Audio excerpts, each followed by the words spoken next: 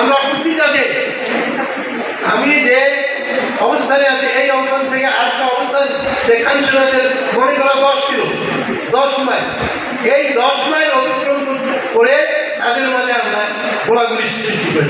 কিন্তু কীভাবে? এই 10 মাইল দূরত্ব জায়গাটুকু আমাদের কাছে 40-50 কিলো। কেন?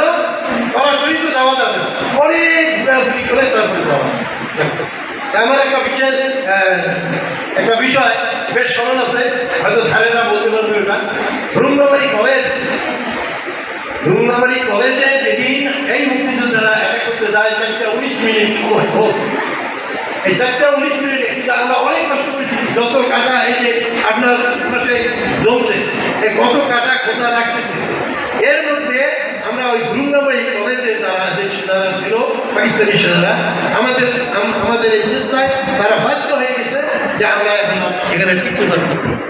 মুক্তিযুদ্ধের সময় আমরা যারা বাংলাদেশের মানে তৎকালীন পূর্ব পাকিস্তানে বিভিন্ন জায়গায় কিন্তু সেনারা তাদেরকে ধরে রাখছে বিভিন্ন তারা করছে।